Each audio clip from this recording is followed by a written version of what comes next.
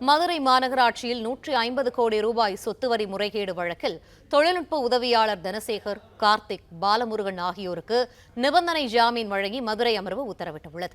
இது தொடர்பான விரிவான தகவல்களை எமது செய்தியாளர் சந்திரன் வழங்க கேட்போம். சந்திரன், இந்த ஜாமீன் தொடர்பான விரிவான தகவல்கள் என்ன? வணக்கம். மதுரை மாநகராட்சி 150 கோடி ரூபாய் சொத்து வரி முறைகேடு வழக்கில் தொழில்நுட்ப உதவியாளர் தனசேகர், கார்த்திக், பாலமுருகன் ஆகியோருக்கு நிபந்தனை ஜாமீன் வழங்கி மதுரை அமர்வு உத்தரவிட்டுள்ளது. மதுரை மாநகராட்சி 150 கோடி சொத்து வரி முறைகேடு குறித்து சிறப்பு காவல் விசாரணை.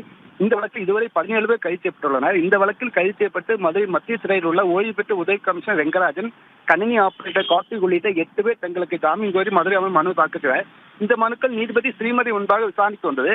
அப்பொழுது அரசு தரப்பில் கணினி உள்ளிட்ட தொழில்நுட்ப கருவிகளை கைப்பற்றி விசாரணை நடத்தி வருவோம், ஜாமீன் வழங்கின விசாரணை பாதிக்கும் என தெரிவித்தனர். அதைத் தொடர்ந்து நீதிபதி இந்த வழக்கில் கைதாகி சிறையில் உள்ள தொழில்நுட்ப உதவியாளர் தனசேகர், கார்த்திக், பாலமுருகன் ஆகிய 3 பேருக்கு நிபந்தனை ஜாமீன் வழங்கி உத்தரவிட்டார்.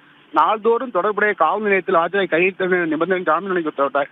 மற்றவர் ஜாமீன் மனுக்கள் விசாரணை 8ஆம் தேதிக்கு ஒத்திவைத்துள்ளனர்.